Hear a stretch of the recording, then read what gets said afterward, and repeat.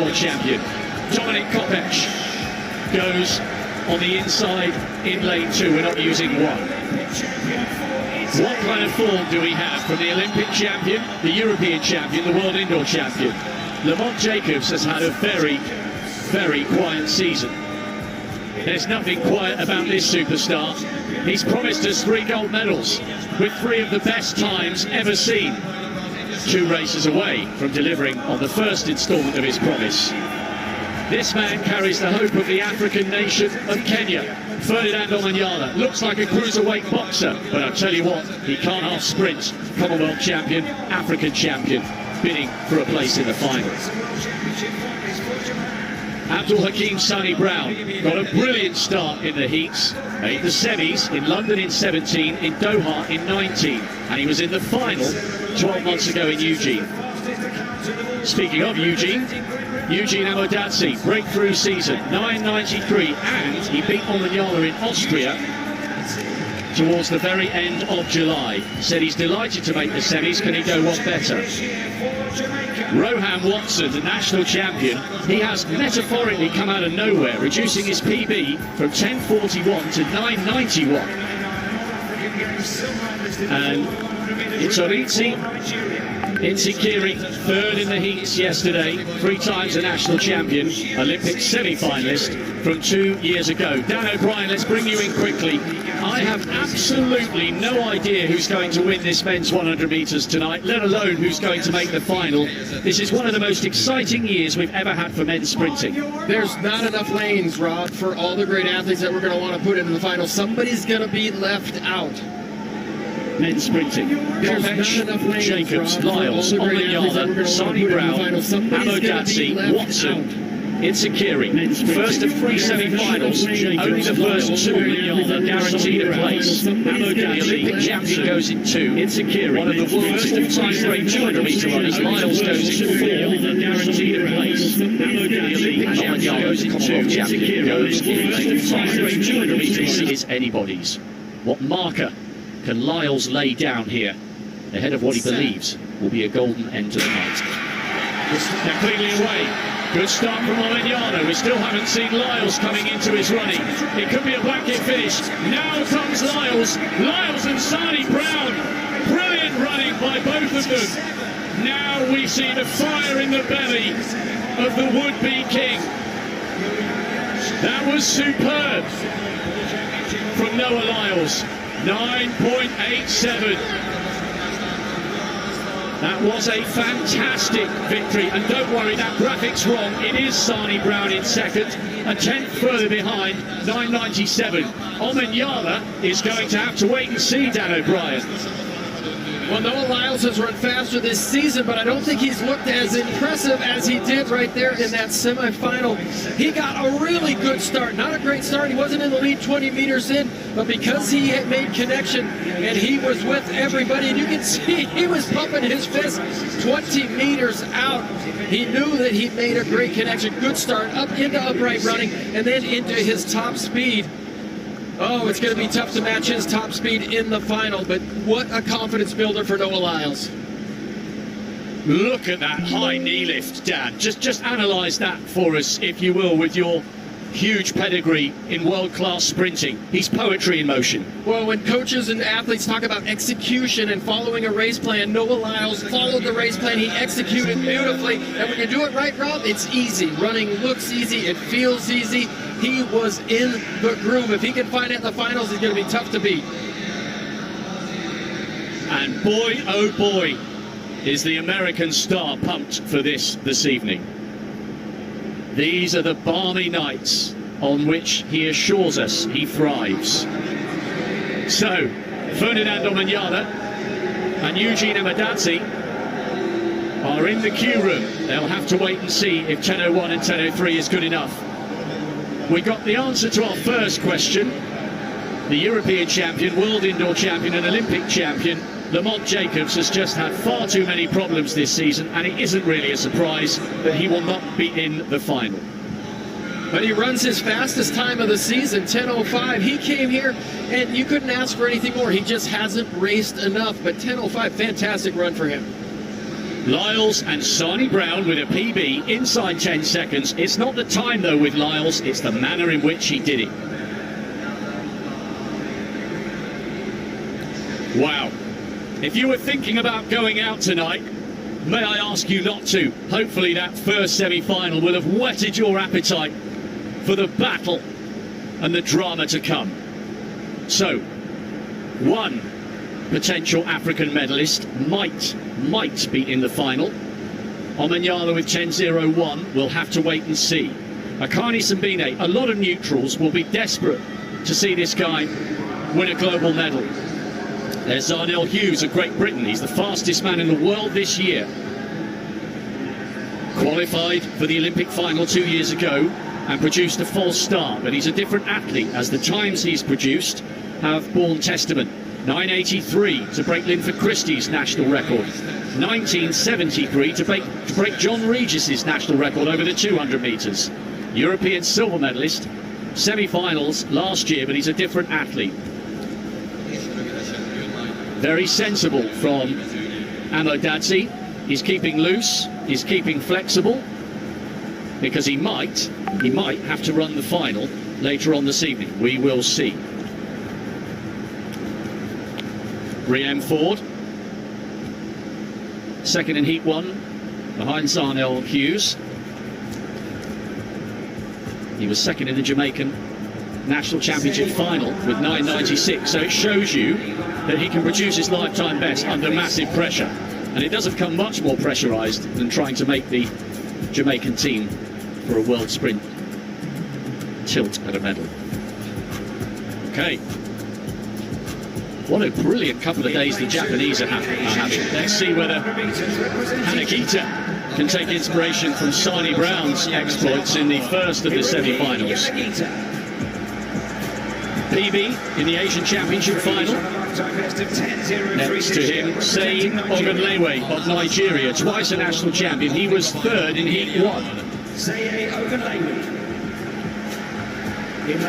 Looks focused, as does this fella, bidding for his 6th consecutive global sprint final. Akani Simbine beat Fred Curley in Silesia earlier this year. 9.97 in Heat 7. Is he still as good as he was when he became the world champion? Christian Coleman, 9.98, just behind Simbine in Heat 7. He's the joint 6th fastest in history. Riem Ford, the Jamaican we've mentioned, second in their national championships. What a huge occasion this is for the youngster. Biggest race of his life, without question. How calm will the fastest man in the world this year be now? Zarnell Hughes, the world leader. He is a different athlete to the one who failed to make the final 12 months ago. Emmanuel Matani, third in Heat 3 yesterday. The Man Mountain from Liberia. Semis at the last 3 World Championships. Can he finally make a big showdown? Emmanuel Archibald had a wonderful day yesterday. Semi-finalist at the Com Games last year. He's an 8.12 long jumper. He produced 10.20 to make it through to the semis for the first time yesterday, and he might have to go even faster here. The non-automatic spots at the moment: Ferdinand Omanyala 10.01, Eugene Amadadzi Great Britain 10.03, Yanagita Japan in 2, Ogunlewe Nigeria 3, Simbine South Africa 4, Coleman USA 5, Ford Jamaica 6, Hughes Great Britain 7, Matadi Liberia 8, Archibald Guyana in lane 9. Only 2 of these hugely talented men are guaranteed to be coming back for a show-stopping finale to night 2 here in Budapest. Huge moments for all of them.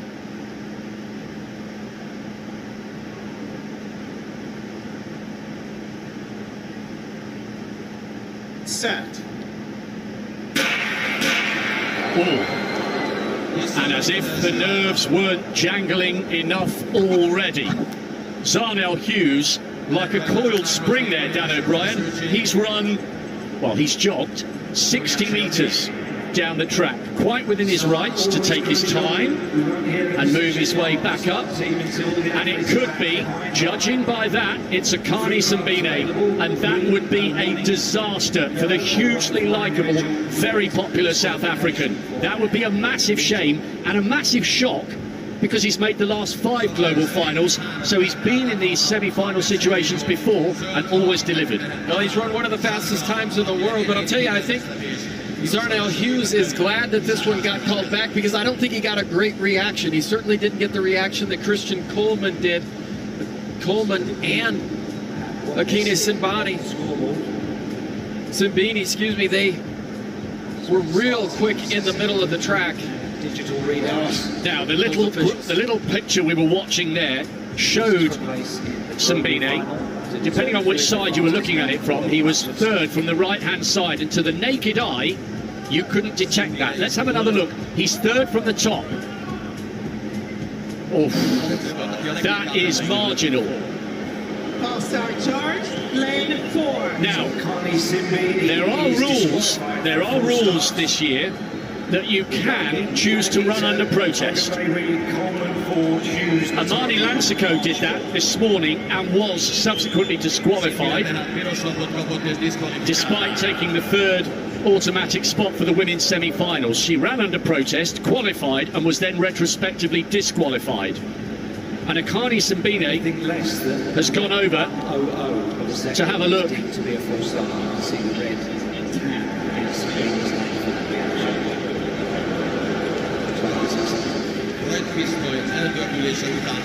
So,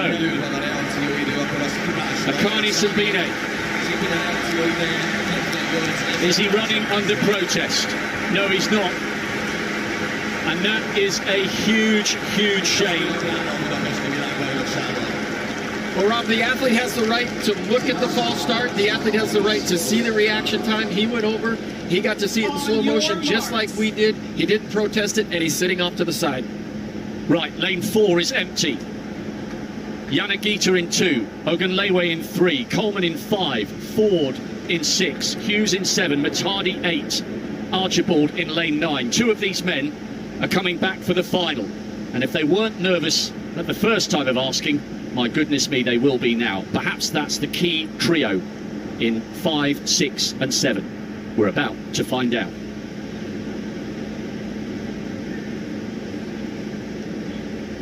Set.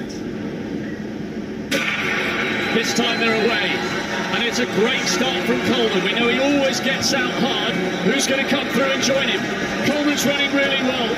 Coleman and Hughes, I think, just from Riem Ford, 9.88. That was excellent from Christian Coleman. He got out really well, and sometimes he can start to fade in the final 30. Not so on that occasion. Hughes did get into a groove, but not as quickly as some would have been anticipating. Zharnel Hughes makes it through. Ford, at the moment, is in a non-automatic qualification position, so he will move into the queue room. Hughes is through to the final, but not quite as impressive as we might have been expecting. Well, Zharnel Hughes missed a step about 4 strides out. Coming out of the blocks, he had a short step and stumbled. We get a chance to see this start. But Zharnel Hughes, he doesn't want to have to come back from that far back each and every time. Not a great connection for Zharnel Hughes. He needs to be in better contract. Christian Coleman is showing the consistency that he showed a couple of years ago. He's been a little inconsistent this season, but he's looked great since he's arrived here at Budapest. Fantastic start, and it just relaxed him into his running. You're right, Dan. Come the final, Zharnel Hughes cannot afford to be that far behind at 50 metres. You're not going to catch Noah Lyles. You're not going to catch Christian Coleman. You're certainly not going to catch Fred Curley. He must have a better start. Very, very good running from Christian Coleman. And there's a little bit to do for Zharnel Hughes, but he's given himself that chance. He's into the World Championship final. So, Riem Ford replaces Eugene Amodadze. They are the two non-automatic qualifiers. 9.95. You'd like to think he's got a good chance. It might be a bit touch and go for Omanyala in 10.01. The former champion announcing he's still in the mood and still in the groove. Zarnell Hughes recovered from a poor start. Riem Ford with a personal best in a major championship semi-final. You cannot ask any more than that, and he might have earned himself a berth in the final. And poor old Akani Simbine. I know there'll be a lot of South Africans watching. He is a wonderful ambassador for South African sport and South African athletics, and he will continue to be so. And he took that disqualification with incredible grace. Right. Lyles, heat 1 for America, big tick. Coleman, heat 2 for America, big tick. Fred Kerley, Dan, how far off his best is this guy? Because he hasn't been quite as sparkling this year as he was 12 months ago, and he's going to need to be to beat Lyles and Coleman if they run in the final as they've just done in the semis. Well, I think in a lot of ways he's been running like Zarnell Hughes has this season. He comes from behind. He doesn't get a great start. He comes from behind, but he just hasn't been quite as effective, certainly, as he was last year in the 100 meters. But he's also showed his versatility a little bit. We've seen him more in some 200 meters. He's tried to set up some match races, but Fred said, look, I'm ready to turn back challengers. What about Oblique Seville, running 9.86 for a lifetime best in the heats yesterday? Possibly a little bit over-exuberant, because he might have to run that time 3 times to win a medal, 3 times in 24 hours. Well, he is a smooth operator. If he can run without really stressing himself, he doesn't want to have to press, he doesn't want to have to push too hard. He needs to be able to run his race, and if he does, he's going to run extremely fast. Hope you're enjoying these semi-finals. Here's the third. Brendan Rodney, 4th in heat 6. A whole phalanx of relay medals on the podium in Beijing in 15, Rio 16, Tokyo 21, and last year in Eugene. Brendan Rodney, what an ambassador for Canadian athletics. The flying mullet, Rowan Browning, ran so well yesterday in the heats for 2nd place. Could he break 10 seconds for the first time in his career? The reigning champion. The man who's run inside 44 seconds for 400 metres. What a transition down to the shortest sprint of all. Fred Kerley in imperious form this season, but is he as good as he was last year? Raphael Boujou, silver medalist in the European Under-23s this year, moved to the UK at the age of 4. He was 4th in the Stockholm Diamond League. What an opportunity this is for him to go sub-10 for the first time. Letsile Tebogo, a double world junior champion over 100 metres and the African record holder at the 200 when he closed on Noah Lyles like a steam train, running 19.5 in the London Diamond League. Oblique Seville, 9.86 for the Jamaican youngster yesterday, coached by Glenn Mills, yet another from his incredible stable. Reece Prescott got a relay bronze last year. He made the final in his own right in London 6 years ago. Great run to the semis. Can he return to the biggest final in the sport? And on the outside, we're using 2 to 9, remember? Henrik Larsson, European indoor bronze medalist over 60, so we can look to him to make a quick start. Henrik Larsson. It's the final 2 places in the world final coming. So, Rodney, Canada 2, Browning, Australia 3, Kerley, USA 4, Boujou, Netherlands 5, Tobago, Botswana 6, Seville, Jamaica 7, Prescott, Great Britain 8, Larson, Sweden in lane 9. The non-automatic times, it's Ford for Jamaica on 9.95 and Omanyala the Kenyan at 10.01. Brilliant performance by Noah Lyles in the first semi-final. Excellent from Christian Coleman in the second. What will we see from their compatriot, the man who still has the title, but he's got a huge amount of work to do before he can successfully regain the crown as he did on home soil in Eugene. Fred Kerley, the reigning defending champion, goes in 4. Seville in 7, the quickest of the qualifiers yesterday.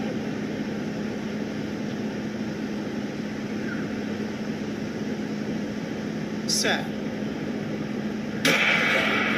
They're cleanly away. Fred Curley takes a while to get into his running, but Seville's going really well, the Jamaican, and Curley's having to work here to come through. Curley's got to wait and see. Seville and Tobago taking the automatic spots. Good effort from Rowan Browning on the far side. Fred Curley now. I think Fred Curley's missed out because the unofficial time here, Seville at 9.90, Tobago at 9.98, the two youngsters. Curley at 10.02 does not make the final. He is out because Ferdinando Manyala is the second of the non-automatic qualifiers at 10.01. Curley has gone, they haven't, they're in the final. Pick the bones out of that, Dan O'Brien. Well, we said to start this 100 meters, there weren't enough lanes for all the great athletes that were going to end up in there. Somebody big, a big name was gonna miss out. Akane Simbini false started, and so I thought, you know what, there may be enough lanes, but Fred Curley, he just didn't get a very good start.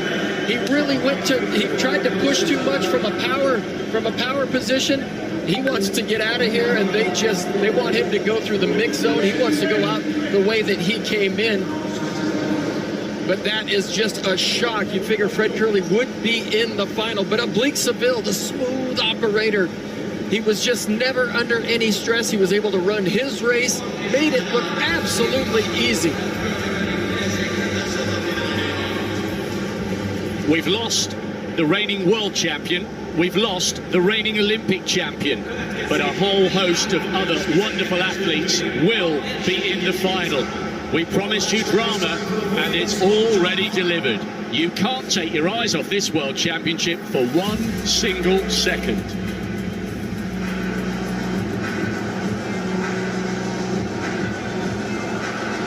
Wow. Oblique Seville. 9.90 on the nose. Tobago. And Fred Curley misses out. What a night this is turning out to be. Bidding for World Championship glory against a host of supreme Americans. The men's 100 metres tonight. Also a great women's long jump. Buletta's done it indoors. Can she do it outdoors? Plenty of Japanese interest in that 100 metres. Ferdinando Manyala hoping to become the first African man to win a medal of any colour in the men's 100 metres. Jamaican glory potentially beckons in the triple jump. Laura Muir goes for Great Britain in the semis of the women's 1500. We've got 2 semis of the men's as well. And the big guns will be out for the men's hammer final.